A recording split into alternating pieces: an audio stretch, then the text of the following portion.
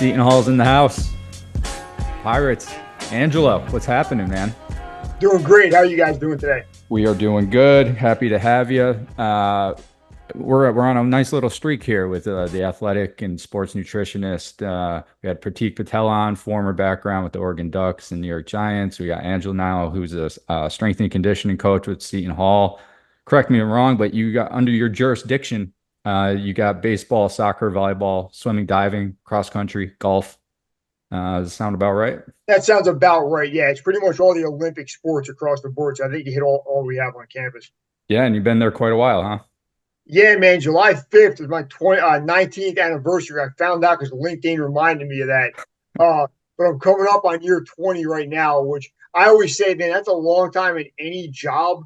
But in Yeah, college athletics, that's an eternity. Like nobody does that.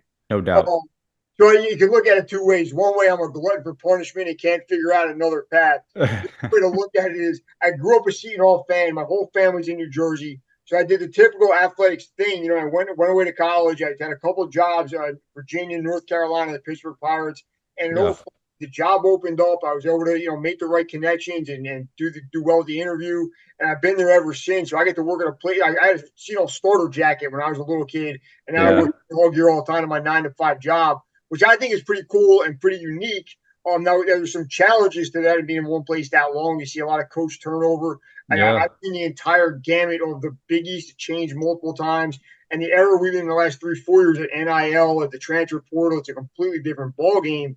for sure. But honestly, man, at the end of the day, I'm happy to be there and have that kind of longevity in one place. That's where I want to be in the country and around my friends and family.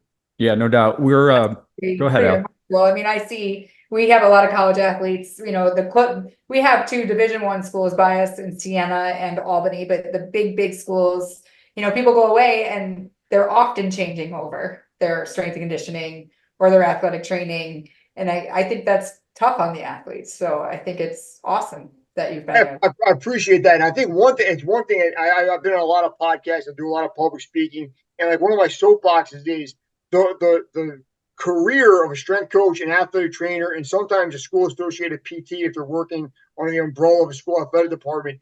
There's so much movement, right? And I think a lot of that is, a lot of people aren't being compensated the way they should be. They can't live in a part of the country at a very high cost of living on a college athletic salary. And then we wonder why there's no continuity of care in any of those fields over 4 years, let alone 7, 8, 9, 10 years, right? So I always say, I think if I had to start another job tomorrow, I would be good at that strength and conditioning job, right? But not as good as I am at year 20 at Seton Hall. And I think we don't get to see enough professionals being in one place for 5, 6, 7 years to really get good and understand the system and navigating the politics and making things work. And that's why, to some extent, it's got holes in care in college athletics, but the turnover of the administrators is just so high. We talked. Seeing that progression of athletes over 4 years is huge, right? I mean, if we're in a spot, so I've told you I'm a PT. We also have a strength and conditioning side for the business I work with. And, our goal is to get kids started and keep them forever, like until they go to college.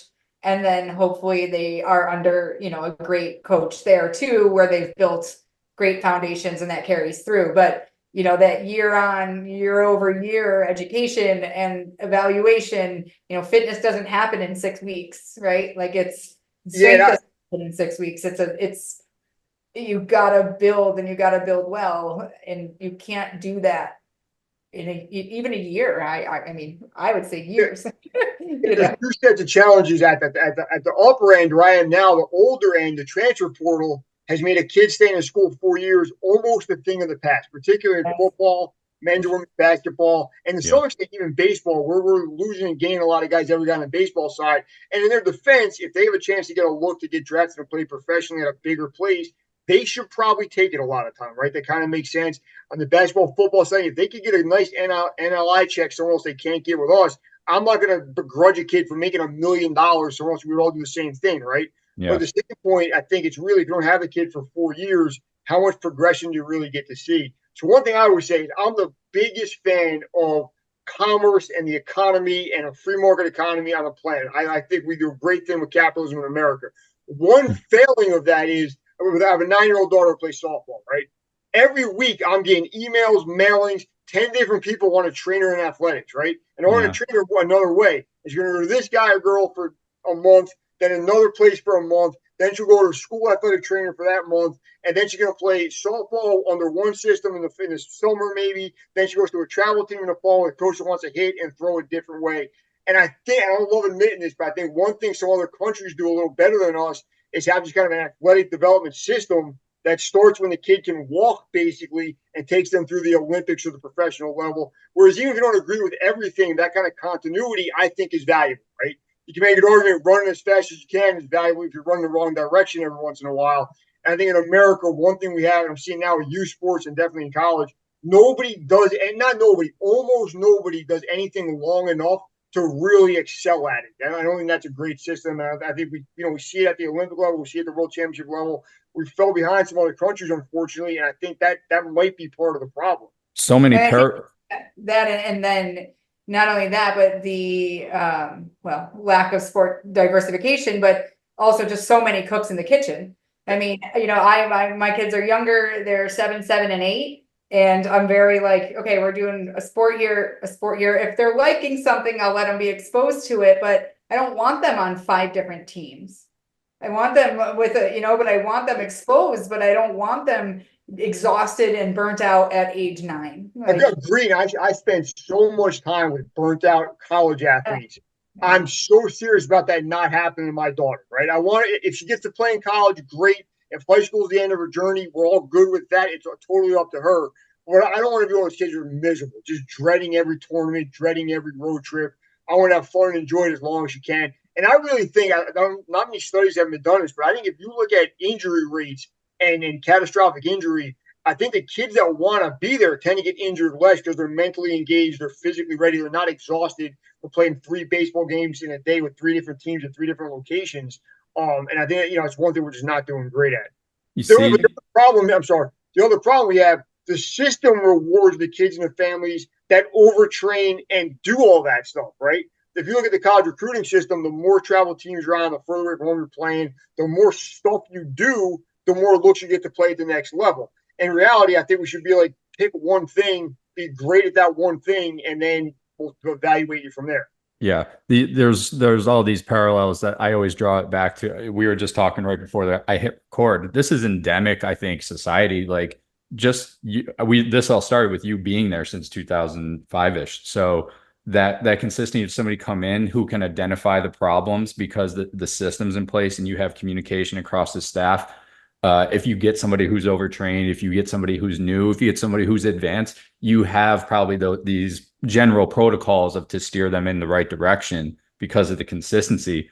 In corporate America, its management is like, companies are going up and under. Like, yeah, everyone looks at, the Teslas of the world and all the free market, Google and Amazons, but those are the outliers that Ellison always talks about, with prodigies in sports. Like, you can point to those all the time, but for every one of those, there's 5 to 10 that have failed because of turnover. And I've seen it back in my days when I was working in basketball. A lot of my network was coaches, like them trying to jump up where they are on the bench from 5th assistant to 4th. They're jumping from school to school and they don't really adopt their own philosophy or, get really ingrained in one philosophy where they're just taking in so much that they actually stall their career. So I think the consistency, the fact that you've been there is an outlier and is hopefully, as you've seen the results and that we can kind of like talk about today. So I think that's a great point. Like, one of the things we wanted to hit on with you is like seeing students coming in from high school where training programs aren't necessarily fully comprehensive, due to schools' budgets and academics and outside school activities and friends and all this stuff. So you're getting a wide array across a wide of athletes across a wide array of sports. So what are you seeing right now from maybe how parents are treating, from people, the emails you're getting bombarded every day for your 9-year-old daughter, maybe starting too early, and focusing on one thing? Where are you seeing like the landscape of 18, 19-year-old kids coming in and how well prepared they are from a strength and conditioning point which is very different from being excelling at a sport and activity, something Allison has trained me on very well. You can be great at an activity, but if the training isn't there on the back end, you might be setting yourself up for failure. So where are you seeing the landscape right now as the new crops of kids are coming in every day, every year to you? That's a great question. I hadn't planned on plugging this now, but I'm just throwing it out there for you guys and your listeners. My next book coming out in November is called The Next 4 Years. And it's going to be about, it's finished. It's what happens when you signed your national level intent to play college. How do you get ready for your first day on campus, right? And signing an NLI is a great thing. If you get a college scholarship, you should pop bottles, put a YouTube video up, kill your social media, have a ball for a couple days, right? But at some point, a lot of people treat that like a finish line. In reality, that's your starting line, right? Because even if you have a full guaranteed scholarship, you got to show up every day. You got to play. You got to be effective in whatever conference you're in. And what I'm seeing, unfortunately, is kids are coming to campus in some ways less prepared than ever before, right? And a couple of reasons why I think we're seeing kids, and I think to make a sweeping generalization, it depends on the sport, right? So I think if you look at sports like football, wrestling, baseball, where strength and conditioning is just a part of the culture and just a part of that fabric of that sport, kids are coming in overtrained sometimes, right? They think they know what they're doing. They're lifting weights with their cousins in the basement. Everybody benches, everybody curls. Nobody does any posterior chain work. Nobody does any mobility stuff. And they're just following stuff they see on Instagram, which Instagram's fine. There's some great stuff on there. But, the way Aaron Judge trains as a 28-year-old monster human being, genetic freak, is not the way a 16-year-old regular little leaguer should probably train. They're going to agree on that, right? Right. They're a little more discerning of what's on social media. The things we're seeing, I think you can maybe make an argument, it's a mixture of they're too busy during the year with their sport to actually train and develop their body. See a ton of posterior chain injuries right away, right? We see pulled hamstrings, we see weak glutes, we see calf stuff, we see poor posture, which leads to poor mechanics, which leads to poor running, poor jumping, poor everything right off the bat, right? The other thing we see, I work with our baseball guys a lot. Anybody who watches baseball, tangentially knows Tommy John surgeries are through the roof, right? We're seeing it younger, we're seeing more of them, and we're told they're effective and guys come back throwing hard, right? But I don't think that's the answer for everybody. I think as a society, we should be looking at how do we stop this epidemic of Tommy John surgeries.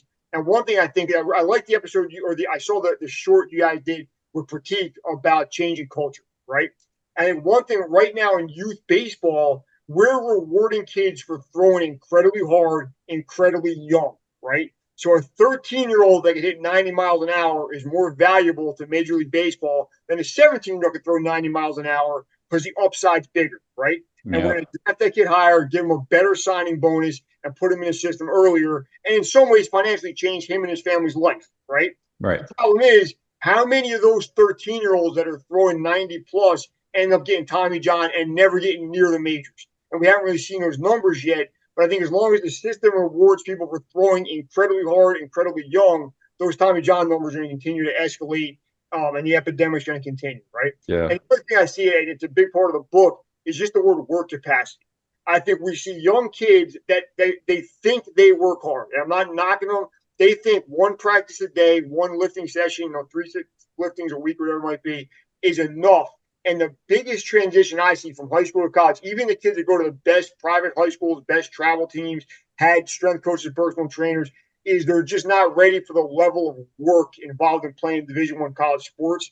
I think a big part of that is when we recruit these kids at the coach level, we're telling them how great it's going to be when you get to campus, right? We got we got dining halls, we got a team bus, we got a private plane.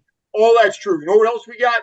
6 a.m. lifts, 7 p.m. study hall, mandatory breakfast, conditioning test, all these other things that we don't tend to tell people about. And I think if you can just lock in when you decide you're going to play in college that my life's going to be great but hard for the next 4 years and start planning for that, I think you're going to set yourself on a much better path to success.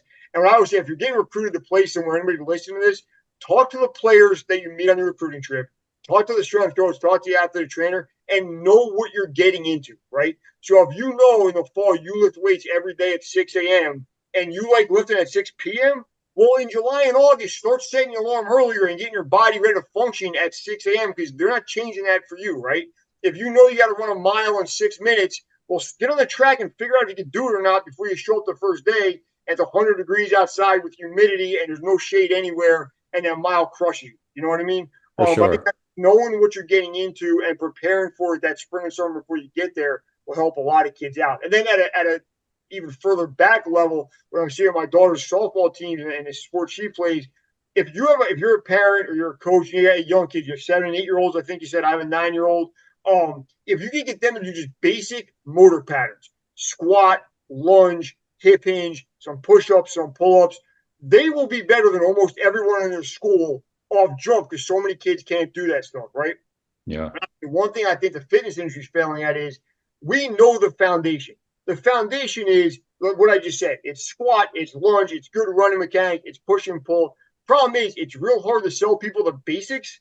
So I feel like there's so many Instagram accounts and TikToks and podcasts and books selling people the Yeah. third level of a house and skipping the foundation. I mean, if you get little kids and teach them that foundation, then those med ball throws, those crazy box jumps, the one leg hops, all that stuff gets really great and valuable if you can do the foundational movements properly.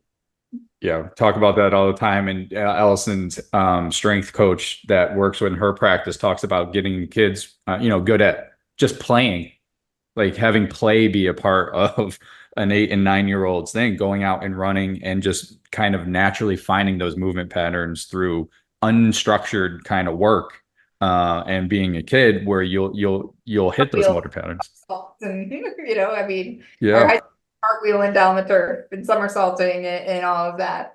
I had a question. So I find this interesting that from the seat you sit in, you see that the kids aren't ready for the hard work and the discipline of a sport, of a D1 sport. However, on the other side, we're saying they're playing too much, they're in their sport too much.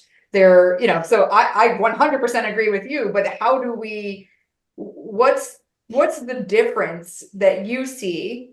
I have my opinion too, but you see in like what they're doing in training to the college side, right? Because we're saying they're overtraining, they're overworking, they're on too many teams, right? So in their heads, I mean, I see it as like we are working hard. We are, since I've been 9 years old, I had 6 weeks or 6 days a week of practice with very little time off and very little this. And so I feel like they're being bred to say we are working hard and we are committed to this, but it's not transitioning to what the work of a D1 college is. That's a good question, and I definitely want to hear your opinion on it because I'm sure you have your experiences. I think what I'm seeing, I may have misphrased what I meant just a little bit, right? I think the amount of work that goes on in the college, at the weight room, the training room, the practice field, the games, a lot of it's really hard and just day-to-day drudgery, right? You got to get 1% better every day, and it's early every day. Whereas I think with younger kids, their parents are driving them place to place. It's games. It's kind of they kind of overdose on the fun stuff, right? And they don't do enough of the hard work stuff, right? So it's too much candy, not enough medicine. Then they get to college and we give them probably too much medicine, not enough candy. And I think we got to try to kind of balance somewhere in between, right? And I think that just playing games year round and not ever addressing your body and building that foundation is kind of where the problem starts to snowball out of control. Where you got to, say a softball player that takes 1,000 at bats a week between the cages, games, practice, but has never done a squat or an RDL or any kind of hamstring development. I think that's really where the problem is. So I'm not saying that a lack of work. I think it might be kind of misfocused energy going into the wrong things a lot of times. Is that kind of what you're saying? Yeah, I think the misfocused energy is major. I think that's a perfect way to put it. I think it's, like they're so tired and from running from like game to game to game, or then, all the travel teams and they're traveling far. So they're traveling, you get out of school and then you're traveling all weekends and then you're back on Sunday night and you got school and you got, then you're back to maybe a practice, but games. And I think the amount of games is an issue in most things. I mean, we treat a lot of Tommy John surgeries. I have 2 guys, our practice owner and Another one of our PTs that the second PT, his schedule, we're like, are you okay? Your whole schedule is Tommy John. So are you okay with that? Like, but he loves it. He loves the baseball side. But, you know, I think the number of games, it's the fun stuff. And I agree. I mean, I'm seeing it already with my 8-year-old daughter. She's like, I don't like practice. I'm like, yeah, but you gotta practice. Like, you gotta read those foundations. It's like almost the same conversation in the weight room. Like, you have to breed the foundational things before you can do the fun things. Okay, we'll give you, I love that. We'll give you a little candy here, but you still gotta breed this. You still gotta do this. And Yeah, and one thing I found is about being somewhere for a long time. One thing I've and then the world we live in now, where everybody thinks they know about training because of the internet and social media, you got to kind of meet them in the middle a little bit, right? We got to do our foundation movements. We got to do stuff that might not be fun. We know is important, but then we can throw some fun stuff at them too, right? Because if it's a Friday, we'll do some biceps and triceps, and you're ready to get pumped up for the weekend. I'll make a joke of that, but I'm not doing that. It's not the main thing we're doing that day. You know what I mean? For I think sure. that's kind of, I think with younger kids, it's probably a little more important to make it fun and enjoyable and just figure out we got an hour of practice. We're going to do 30 minutes of important stuff, 30 minutes of stuff you're going to have fun with, whatever it might be based on the age group. Yeah, this has been a trend I see between all the conversations. Al brings it out a lot, and it's the misfocused energy. Just connected the dots in my head right now to programming, right, Al? It's like it's misfocused energy because your program is not set, so you're doing too much of one thing. So on one end, Al just said like that was confusing for me too for a minute till you guys just cleared it up, but they burn. You say you see a lot of burnout, which means they're either overtrained and or underprepared, yet they're not ready for the discipline, right? And the structured environment. So that doesn't mean that they're not ready for that training. They're not ready for the routine. So it's this weird balance between, hey, this is how you should be doing this, because recovery, I'm sure, is a big part of something you guys are implementing, because that it doesn't get enough focus these days. So there is a balance of high intensity, but you're doing this all the time. But if you're doing the right things, recovery is in there, and you do have your off days, right? So you're probably trying to thread that needle and overhaul people's mindsets on what training hard means, and recovery being a part of it. Right. I'd be curious to see what you guys doing recovery wise in a PT setting. Because like I said, I think it's probably the biggest component of training of the last say 5 to 7 years. That was definitely a missing piece before it got popular, right? I think back in the day we would lift until we passed out, go home, maybe get a couple hours sleep, and then show up the next day and do it again, right? Yeah. I think there's never been more information available about what to eat, how much to hydrate, how much sleep we all need, what modalities we need to use. I do think one thing, and this is for I think any person starting a training program, don't be scared to experiment with different recovery techniques, right? Something that I really love, Allison might hate, and Matt might be lukewarm on, right? But we might all show up the next day feeling different. But there's so many different things out there. I think being willing to try different things, like, well, I like when I foam roll to the hot tub to the cold tub, whatever it might be. But try some different things out there. And I think if you're a practitioner like we are, a lot of it's got to be staying up to date, answering the questions the kids have, and kind of steering them in the right direction. And they're going to try stuff they don't like, but then hopefully the next time they try something that you make a suggestion they do like, and that leads to a better relationship and better recovery for everybody involved. For sure.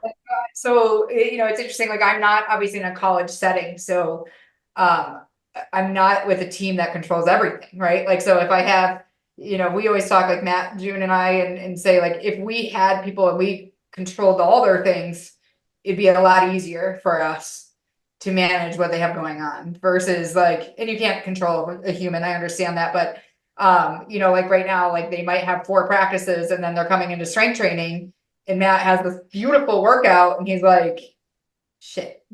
He raises it all and builds it over, right? Or like changes it because he heard what the workload was and he adjusted based on that, where, in the ideal world, and I don't know if you guys are doing this, but like you talk to the coaches and you talk to the trainers and everybody kind of sort of works together to manage the load and the work capacity of the individual in front of you. So in our world, I think it is just pivoting a little bit based on what they have done. Like if I have an ACL girl and she needs, significant strengthening, but she just, did something, and even though she's paying me for that session and we need strengthening, I'm not just gonna just try to shove it in there if it's not right. So I think it's, for us, it's a lot of adjusting. I think we do some surface level education and try to hook people up with others who are more educated to talk nutrition.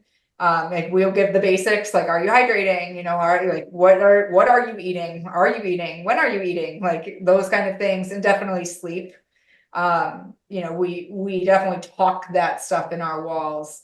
I like wearable data to some degree to assist with like recovery, and like, okay, if you feel good and your recovery isn't great, maybe you still don't push it as much. Maybe you don't do that, so do you guys use wearable technologies at all in tracking or anything? We actually don't. We're really behind on that. Interesting. Yeah, we don't use any of that, and I'm not opposed to it at all. I've read the research. I think it's a good thing if all parties involved are going to use the data the right way, and the person wearing it's going to be honest about it, right? And I agree with Allison. The more control you have over your clients, your athletes, the better you can kind of guide them, right? But in college, the biggest thing we have is we control the workouts. We provide a lot of the food. That's great, right? We can make sure they always have access to water, supplements, all that's great. What we can't control is we're 7 miles away from New York City. We have 8 frats on campus. The baseball team has a party every Thursday, Friday, Saturday, and Sunday night, right? How do you tell a kid not to do that? I can't even tell a kid not to go partying with a straight face without cracking a smile, right? And then we I'm dying right now. And now we tell them, go to bed and put your phone away at 9:30. Have you been on your phone? It's amazing. It's a nonstop stream of stuff you are personally interested in. I have a hard time going to bed at night because of social media. I can't imagine I was 18 what that would be like, right? So we got this thing, and then we got kids that play Fortnite till 4 in the morning. We're working out at 6. And I was kind of ignorant of this. I thought that was like a college thing. People away from their families for the first time, they kind of wild out, right? This summer, I'm training high school soccer teams where I live down at the Jersey Shore, right? Yeah. So every morning we start at 7, and I ask the kids, like, what do you got the rest of the day? Well, it's kind of a working class beach town. So every kid has a summer job, which usually involves dragging stuff across a beach for wealthy people so they can have a good time at the beach, or cooking their food that they're going to eat at the beach with their families having fun. So they're hot sweating from 6 a.m. with me until 4 or 5 p.m. Then they go to the beach and continue sweating, getting more dehydrated. Then they party a couple nights a week, right? And then we train again at 7 in the morning. So it's like, I don't know, man. As a middle-aged guy, I want to be like, go to sleep, drink plenty of water, eat plenty of protein. But then you remember being 17 and you're like, man, you only get protein once. So I think you got to find a what I tell people, it's a cliche, but I think the 80-20 rule is pretty good, right? Do the right thing, eat the right food, get the right sleep 80% of the time. 20% of the time, go make the memories you're going to tell your kids about when you're older, right? That we all love talking about our young wild days.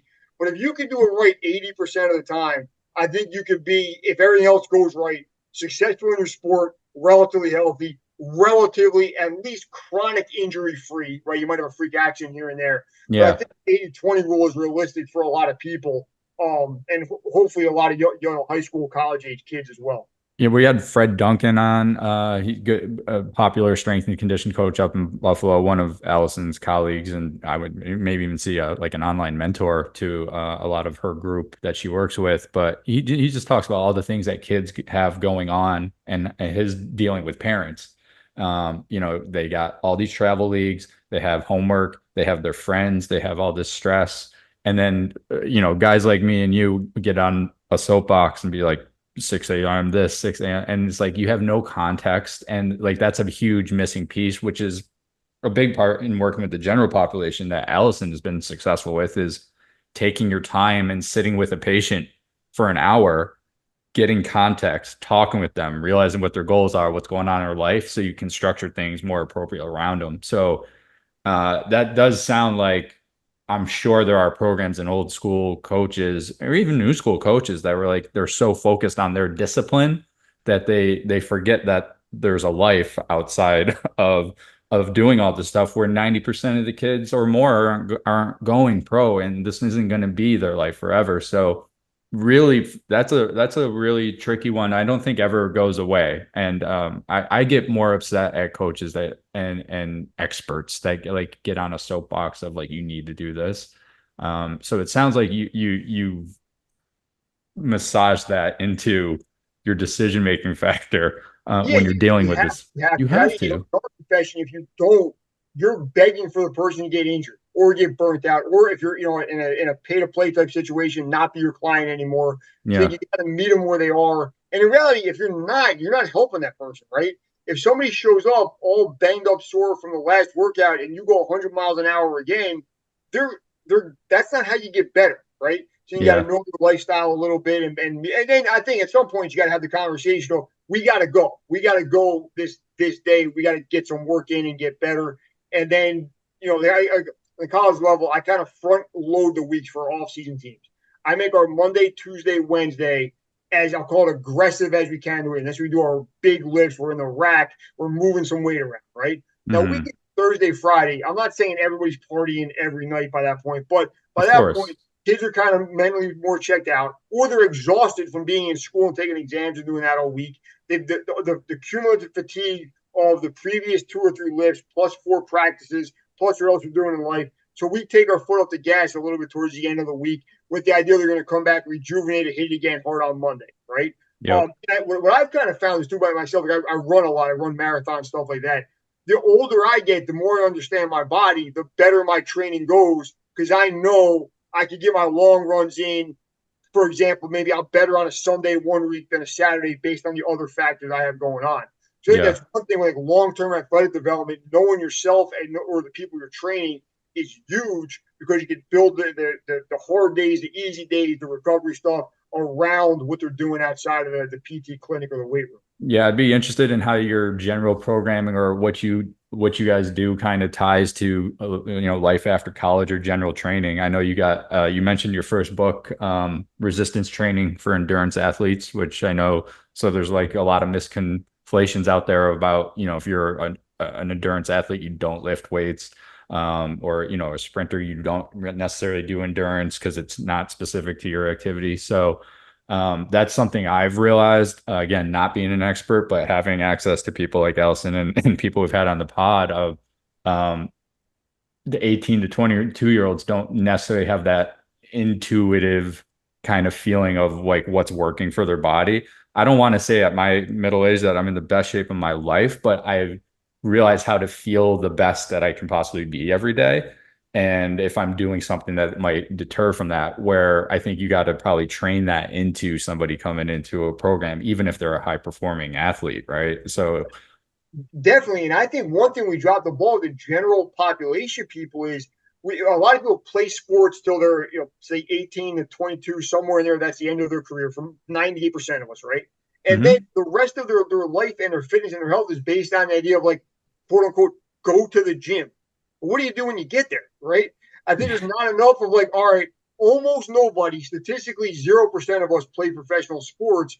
What do you do when you're 30, 40, 50 years old to stay fit and make your, if you, I always say, if you get a room full of 20-year-olds, say whose back feels good, whose knees feel good, who could jump out of the chair and do a squat right now, most of them can do it. Go to a room of 30-year-olds, third to a half can't do it. Go to a room of 50-year-olds, nobody can do it, right? But we're looking at a lifespan of close to 100 years for a lot of people, hopefully, right? Do you want to not be active for 50% of your life? So my thing is find some things you like and understand how your body reacts to certain things and try to get better. We understand our father time's going to win, right? Just hormonally, physically, we lose a step as we get older. That happens. But can you be in great shape for 50, 60, 70 and have a great life where you're playing with grandkids and playing pickleball and surfing?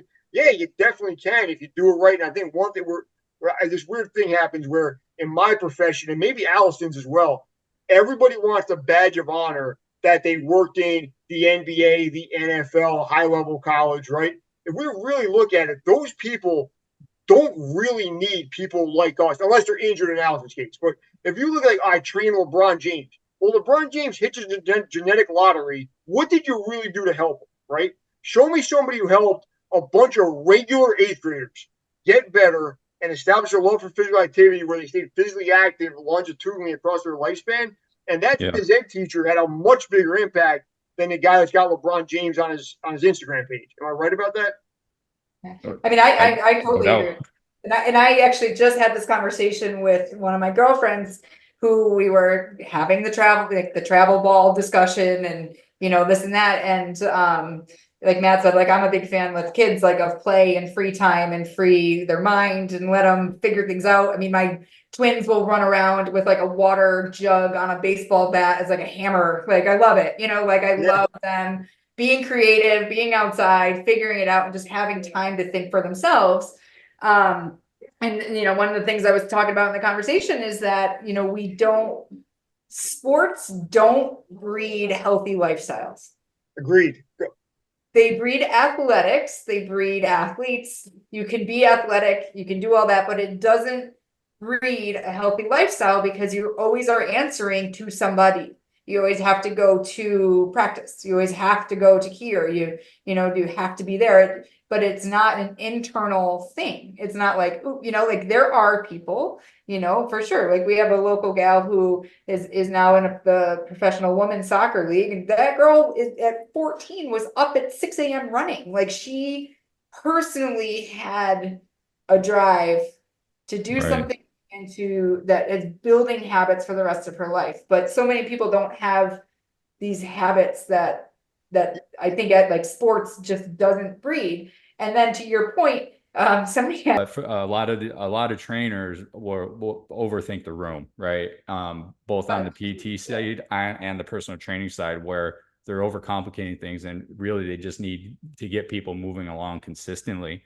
And the high performers will be high performers, and the general population needs that guidance, but they're going to get better on their own. So sometimes the overcomplication of the training principles can kind of convolute or stall a recovery process, or lead to you know, less general programming health across a lifespan. So somebody, and again, we've talked about middle-aged performance, you know, hitting that stride where you can go across your lifespan. It has more to do with having that great foundation versus the advanced programming that you probably see people put into with their clients as they're working. I think it just comes down to foundations again, right? I mean, for me, it's always foundations. It's just, do you have the foundations from the PT side? You know, I think if we're chasing an injury and you don't have the foundations of a healthy lifestyle, you're not setting yourself up to heal. And I think we all forget about just the science of physiological healing, that it takes time. And excuse my language, but our job in the medical field is just not to fuck people up. Like, let them heal, let them go through the healing process, encourage a healthy lifestyle, and things will get better. You know, if I'm not saying I'm against anything, I'm not against surgeries per se, I'm not against this and that, but if you can just let somebody feel safe and let their body do their thing and encourage a healthy lifestyle, I think we can do way better than fix it mentalities, right? Just a springboard off to that, athletics doesn't really provide a foundation for a healthy lifestyle. Being at the same place for 20 years, I go to a lot of our alumni stuff at our basketball games. A lot of our alumni come back, and I want to learn if they're having kids now. Like, we're seeing people become from college athletes to middle adult, if you're me, right? And I'll see a kid graduate in May of, let's say, 2022, and he or she looks like a CrossFit model, like just abs, wide shoulders, looks like he's being a Nike ad, right? I'll see him the next January at a basketball game, and it looked like they ate a mushroom on Super Mario Brothers. They're like, what the hell happened? Well, it's like if you ate and drank the same, but did none of the physical activity, that obesity is the only thing that I say that as a joke, but neither of you thought it was funny, which I apologize for. I'm not body shaming anyone. I just kind of like video games. But Love it. it's like, well, how's that happen in 6 or 7 months? And you look at, well, the same thing, your caloric intake is insanely high and your movement is insanely low. What else can possibly happen? One question I have for both of you guys, particularly Allison, maybe a little more than Matt. Do you guys think that's changing a little bit with the wellness, and that high school phys ed is changing and kind of acknowledging if you're not competitive, which is fine, there's still 10 other ways you can move your body and get something out of physical activity. Whereas I think in my era of playing sports and phys ed, it was like you were either a super athlete or you didn't do anything. And now I feel like we might be doing a better job pulling those kids more towards the middle of, if you don't like baseball, fine. Do you like yoga? Do you like cardio? Do Something. you like, yeah. I think we're getting better at that, but I'd like to see what you both are seeing on that That's side. for Al for sure. Yeah, I mean, I think, all right, I think on the athletic performance side, like I'm obviously in my area, there's 3 or 4 schools that are leading the charge with their strength and conditioning side and doing a phenomenal job where they're building out a great program. I do feel most of that is tailored to the athletes than it is the general pop, like high schoolers. I see phys ed classes being maybe on the other side a little more polarized in that they're not, if kids don't want to participate, they kind of have an out. Like they just don't have to. Or, like when I was an athlete in high school, I loved gym. I loved going and I loved participating. The athletes these days hate going to gym class because nobody's participating. So I think I think gym class wise, I feel like it's polarizing a little bit to physical activity. I think there are more options for people to be physically active if they want to. So I agree. Like I think they're incorporating yoga or they're incorporating pickleball and they're incorporating, like a lot of sports now that, people are, women's flag football is growing by us or, girls flag football is growing by us. So they're giving more options. The options are certainly growing, but I still see the general inactivity of kids being higher and higher. And I don't see the schools helping that. Yeah. Yeah. And like Andrew, like your work, I forget too, like you're working with just having athletes come into you that participate in sports. That's the top 1% of people that are active at any age level. We've covered on several podcasts, like the level of inactivity is increased across most generations. Personal experience, I've taken up boxing in the past couple of years. My coach, my trainer, who's trained at the pro level, trains 16-year-olds up to corporate guys like myself. And he's like, I have 3 guys between 38 and 43. He's like, you guys can do more than a lot of my 20-year-olds. And you have like more drive than them. And that's not a knock on, that's not a compliment to myself. That's more a statement of the bar has been set so low that, I saw a stat, if you can do 1 pull-up as a man, you're in the top 5% of strength training in America. So Allison has educated me on what she's seeing from an inactivity standpoint and getting all these injuries. You've just stated like athletics doesn't necessarily prefer you for a healthy lifestyle. And then I have this anecdotal stuff that I'm seeing. So I think when you triangulate all this stuff, there's signs that the culture is changing, but we're in the starting phase of that. I agree. And I think I'm the kind of person too where if I drive down the street and I see 3 gyms that look busy, I'm like, oh, things are going great. People are training. This is great. But then I'll kind of get blinded on not see the 3 McDonald's that are making 10 times as much money as the 3 gyms I drove by, right? Yeah. And then someday I'll be in a bad mood and be like, why is nobody in the gym right now? So I think you kind of, I just see the world the way you want to see it sometimes. The one thing that I think may be getting better, and you guys might be, I think it all cares the same populations, at least where I live, there's more, it seems to be thriving fitness businesses, right? But I think what we're looking at with that is their clientele is middle-aged people, predominantly affluent enough to pay for their services. So whether or not we're seeing the high school kids jump in there that don't have any money yet because they're not working, whether we're seeing the lower socioeconomic class people jump in, we're probably not, right? We're probably not seeing a lot. What we are seeing in my neighborhood is the elderly people playing pickleball at a point where they're shutting down the park certain days, which you can argue is not fair to the kids, but cool, Right. man. They're paying taxes too. They belong out there like everybody else does in a public park. but yeah, I think I don't know. We all have to do better. We have to do better as practitioners, get more people active. We see the numbers. Yeah, But I do think maybe the last couple of years, maybe things might be going a little bit better for certain segments of our population. for sure. Feel like I do feel like and again, I totally agree with you too. This is the bubble I live in, right? Like I feel like there's more information. I feel like there's all of that, but that's also my social media plugging me on the things I love and talk about and all Yeah, of that. And I do think, I mean, I definitely have seen a good shift at the schools from training their athletes. But I have friends that are phys ed teachers that they're like, they can't force active participation either. They can, as long as the kids are there and doing things, that counts. So, I think we have, I won't go too deep because I know we have time limits, but, I just sure. think, I think the education of what health is and finances and all that, but what health is needs to come into high school. It has to come from, what does a healthy style look like? Your health education, your phys ed education, Yeah. it needs to be about building healthy lifestyles. Yes, having fun and playing games and all of that, but we're, as a society, not doing a good job of promoting healthy lifestyles. Yeah, and I hate that I agree with you 100% on that.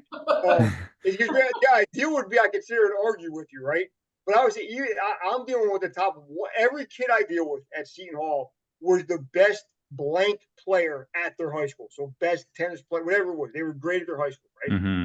The amount of kids I deal with that can't do a push up, a pull up, a body weight squat, or run a solid 400 meters on a track to then meet them is incredible. And then you look at, so this is the cream of the crop. What's the rest of the crop look like? It's not great. Yeah. So I think, So yeah, there's definitely some things we got to do.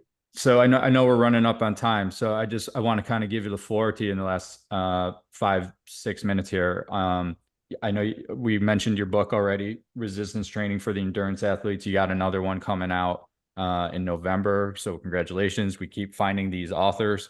Almost every 90% of our guests have written something. Allison's working on it, but me and Allison we're not in that group right now. And then you have all these diverse sports that we ripped off in the beginning of the podcast that you're working with. So from your first book to like all the athletes you're working with, just your general sense of like your philosophy and general programming to tailoring something specific, like how do you look at the landscape? And it could be everything we just talked about, from working with general population to an athlete, but what's your training philosophy to get people to maintain these habits, maintain them through your lifestyle, and maybe some of the misconceptions you handle and tackle in your book that because I know resistance training isn't something endurance athletes have. So just kind of last 5 minutes, your philosophy, where you think we can improve, and where you've seen success with some of your knowledge that you've shared with the world through publishing stuff. Great, man. I really appreciate that. Yep. So the first book came out in November of 2021. It's called Resistance Training for Endurance Athlete. I had a co-author on that, Dr. RJ Borgers, and we did it Bloomsbury Publishing, a great experience. The idea came from, I'm a former powerlifter, former Olympic weightlifter, lifetime strength and conditioning coach, that in my early 30s got involved in distance running, started doing half marathons, eventually marathons, and fell in love with that. I still do it now. I still really like it. But just when I started making friends in that world, having conversations at races and running clubs and stuff like that, everybody in that world kind of thinks I should lift weights, but there's not a lot of information out there of how to do it, right? So I Mm-hmm. took it from the perspective of, I got 20 years experience in the weight room. I had at the time, 7 years experience on the marathon course. Let's put these two things together and let people know the way. And by no means am I a world-class marathoner, but I've been in that game 10, 12 years. I haven't been injured yet, thankfully, and I've gotten better every year I've been in it. So my thing is like, let's put some of these principles to work for other people, right? And the thing in that world, you see incredibly driven people that go run, 20 plus miles in the heat, in the rain, in the Yeah. snow, but are terrified by a lat pull down or a squat rack. Right? Right. So my thing is, let's start looking at some things you can do, and we're not maxing out our clean and jerk or our deadlift. We're looking at ways to make our body a little more injury resilient, right? And Yeah. finish races a little bit stronger. The joke I made during the whole press run for that was, if you go to the starting line of a marathon, everybody looks great, right? Heads high, chest up, good posture, good running mechanics that first couple steps. Go photograph or video those same people at the end, and it's a mess, right? Everybody's got bad posture, everybody's got bad running gait, everything looks terrible. Now, Yeah, that if we can become more resilient and be stronger and maintain our posture mechanics, our breathing for a longer period of time, we're going to have not only more successful races, better times, better finishes, but a longer, more successful running career, right? So my thing is running, distance running, and you can make a very good argument, swimming and cycling as well, the triathlon disciplines. They're one of the few things you can really lean into and get better at as you get old, right? I'm for a better sure. marathoner at 40 than I was at 20.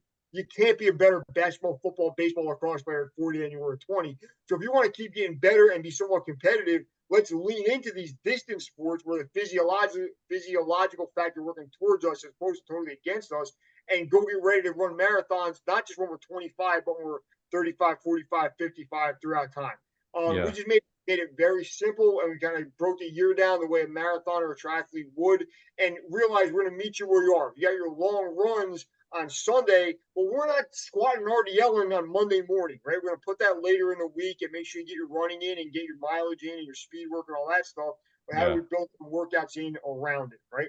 yep, Um, Outside of the endurance world, what I've seen at my day job with multiple 13 Olympic sports for 20 plus years, and I think one thing our profession doesn't do well, we all want to believe this man or woman has this secret sauce that nobody else has, and you have to pay to work out with them, where you're not going to fall behind everybody else. And I think this is true from the populations I work, not across the board, but I think what I've seen in 20 years is about 80% of what will make you a better athlete, a healthier person, is pretty similar across the board, right? An 18-year-old football player, lacrosse player, and swimmer, in my opinion, can all benefit from some kind of squat, some kind of deadlift, some kind of bench, some basic aerobic conditioning, right? We're not running marathons if we're a baseball player, but the idea that you should, if you're 18 years old and you can't get a double without being doubled over, thrown up baseline, you have yeah, problems in your life, not just baseball problems, right? So that's right. I think that last 20% is when you can specialize. That last 20% is where the baseball player trains different than the football player trains different than the wrestler kind of thing. And I think that's kind of what I've seen. And the next project I got coming out in November of this year, it's called The Next 4 Years. It's the idea of I've just seen so many kids, even the ones with the best intentions, best families, best high school coaches, come to college just unprepared. It's kind of, what do you do after you sign that dotted line? You're lucky enough, you've been blessed, whatever you believe in the universe, put you in a position to play college sports. Well, how do you get ready for the first day, right? How do you get ready to have a successful first year and get off to a good start? Yep. The information is just not really out there. And I feel like I've done a decent job helping kids at Seton Hall do that. I want to help more people do that and have good experience wherever they're playing in college. I Those think are things I've seen. Yeah, I think anytime somebody that's in the athletic field can have an eye on what their expertise is to sharing out with the general population for how they can use that for the rest of their life is one of the ways we change this culture, right? Of getting people to instill habits earlier and maintain those, and to understand the differentiators between a high school recruit, five-star recruit, and the 45-year-old that's just going to pick up an activity after a life of sedentary because they're changing their life around.